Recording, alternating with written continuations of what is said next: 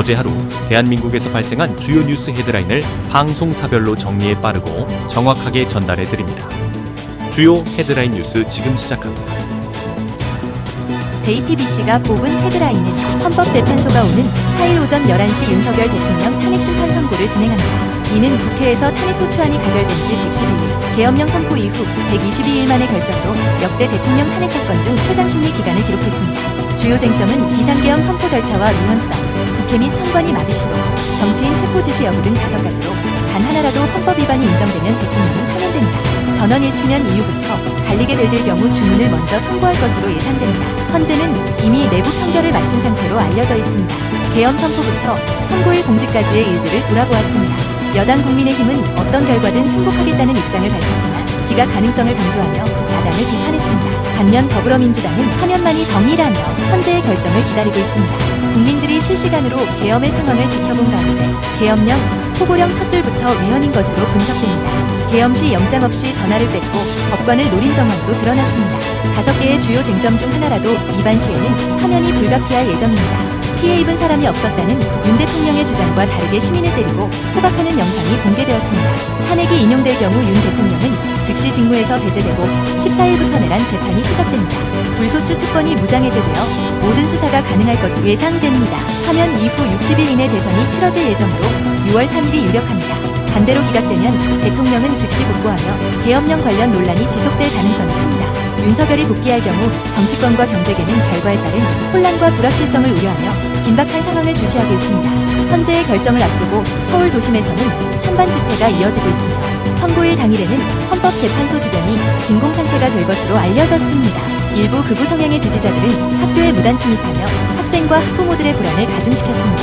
김용원 인권위원은 파면 인용 시 과격 시위가 터질 것이라는 발언을 하였습니다. 심우정 검찰총장에 따른 연구보조원이 아닌 연구생이었던 것으로 알려져 있습니다. 강달러에 베팅한 최상목은 경찰 검사에서는 계엄에 반대했었다는 의견을 고수 중입니다. 미얀마에서는 강진으로 인한 피해를 수습 중이며 계속되는 여진의 긴장감은 여전합니다. 장제원 전 의원이 강동구의 오피스텔에서 숨진 채 발견되었습니다. 산불 예방을 위해 필요한 조치가 무엇인지 돌아보았습니다. MBC가 뽑은 헤드라인은 헌법재판소가 오는 4월 4일 오전 11시 윤석열 대통령 탄핵심판 선고를 진행하며 변론 종료 후 한 달 넘게 이어진 평의가 마침내 결론을 내립니다.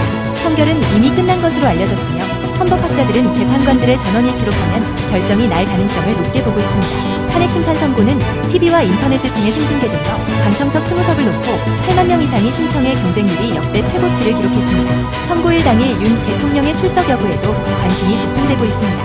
현재의 재판관들의 전원일치 가능성이 높아지고 있는 가운데 파면 시에는 대통령의 모든 권한이 박탈되고 기각될 경우에는 2차 계엄의 우려가 있을 수도 있습니다. 계엄의 밤부터 선고 발표까지의 일들을 돌아보았습니다. 지난 탄핵 심판을 통해 파면당할 경우의 일들을 알아보았습니다. 여당은 기각을 압박하면서도 조기 대선을 준비해야 한다는 목소리를 내고 있습니다. 집회에 나온 시민들의 목소리는 파면을 외치고 있습니다. 현재 결정에 따라 대선 준비가 급물살을 탈 가능성이 있으며 파면 시 60일 이내 새 대통령 선거를 치러야 합니다. 지난 계엄 당시 케이블 타이 포박 시도가 담겨있는 영상이 공개되었습니다. 문을 잠그는 용도라고 했지만 시민 폭행에도 사용됐음이 확인됐습니다. 넘치는 위헌, 위법 사항 속에 파면을 다룰 5대 쟁점이 논의되고 있습니다. 현재 주변은 천막 철거와 통행 금지 등 진공 상태 착수가 준비되고 있습니다. 경찰 특공대 배치가 예정되어 있고 경비 강화로 긴장감이 고조되고 있습니다. 선고일 지정에 더 커진 시민들의 함성과 함께 전원일치 파면 요구가 높아지고 있습니다. 한덕수 권한대행은 마은혁 임명은 거부하면서 거부권은 16차례나 사용했습니다. 현재 결정을 대놓고 무시하는 등 두 대행이 선을 넘었다는 비판도 있습니다. 심우정 검찰총장의 자녀 채용 의혹이 커지면서 채용 보류와 감사 청구가 이루어졌습니다.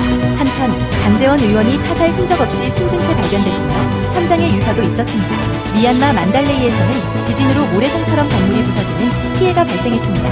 미얀마 교민들은 집이 무너지고 물과 전기가 끊겼지만 힘을 내고 있습니다. 산불 대응에는 인력, 예산, 장비가 태부족하여 구멍 뚫린 대응체계라는 지적이 제기되고 있습니다. SBS가 뽑은 헤드라인은 현재가 4일 오전 11시 윤 대통령에 대한 선고를 예정했습니다. 판결은 이미 끝난 것으로 알려졌습니다. 탄핵 소추 후 111일 만에 이루어지는 선고는 생중계될 예정입니다. 하나라도 중대 위반으로 판단될 경우 파면될 수 있으며 5대 쟁점과 절차적 쟁점도 판단될 것으로 보여 선고 과정이 길어질 수 있다는 관측도 나옵니다. 헌법재판소 주변 100m는 진공 상태로 유지되며 선고 당일 가포 비상이 발령될 예정입니다. 야당은 국민의 뜻을 무겁게 받들어야 한다며 파면을 확신하는 반면 여당은 공정한 심판을 기대하며 기각을 희망하고 있습니다. 여야는 결과는 받아들여야 한다는 의견을 내고 있지만 각자의 정치적 발언은 이어지고 있습니다. 인용시 대선 날짜에 대한 관심이 쏠리고 있으며 기각이나 각하 시에는 즉시 복구하게 됩니다. 폐허가 된 미얀마 만달레이에서는 곳곳에서 아비 규환이 벌어지고 있습니다. 한편 미국은 소고기부터 망사용료까지 한국의 무역 장벽을 지목했습니다. 성폭력 의혹을 받던 장제원 씨가 숨진 채 발견되었으며 유서를 남겼습니다. 전국 의대에서는 사실상 등록이 완료되었지만 강의실은 설렁한 분위기입니다. 한대행은 상법 개정안의 거부권을 행사했지만 마은혁 사태에는 침묵하고 있습니다. NC구장에는 똑같은 구조물이 213개나 설치되어 있지만 안전망이 없어 불안하다는 지적이 나옵니다. 도수치료는 주사제가 제외되고 경증 환자의 본인 부담이 상승할 예정입니다. 쥐와 바퀴벌레가 발견된 일본의 한 덮밥 체인은 전점 휴업에 들어갔습니다. 승객과 소통하고 알아서 배터리를 교체하는 새로운 전기차 시스템이 개발되었습니다. 산불 피해를 입은 지역에서는 살던 곳에 집 짓기가 어려워지면서 마을이 사라질 위기에 처해 있습니다. 도로가 없는 산에서는 피해가 컸으며 진화율이 5배 차이 나는 것으로 나타났습니다. 산불 진화대의 평균 연령은 65세이지만 방화복도 제대로 갖춰지지 않은 상황입니다. 한대행은 산불 피해 돕기 성금을 출연하며 함께 극복하자는 메시지를 전달했습니다. 프랜차이즈 사업에 초보 자영업자들이 늘어나면서 곳곳에서 갈등이 발생하고 있습니다. 빚내서 빚 갚는 악순환이 계속되는 가운데 종합적인 지원이 절실합니다. 홈플러스의 대주주는 신용등급 하락을 미리 알고 회생 절차를 밟은 것이라는 의혹을 받고 있습니다. 미국에서는 유전자 제거 없이 유전자 변형 감자가 식탁에 오를 예정입니다. 내일은 재보궐선거가 전국 21곳에서 실시됩니다. 오늘 한때 정부 전산망장애로 민원 서비스에 차질이 있었습니다. KBS가 뽑은 헤드라인은 헌법재판소가 윤석열 대통령의 탄핵심판 선고를 4일 오전 11시에 진행한다고 밝혔습니다. 선고 절차는 재판관 입장 후 문영배 헌재 소장 권한대행이 주문을 낭독하며 과거 박근혜 전 대통령 사건은 약 20여 분이 소요되었습니다.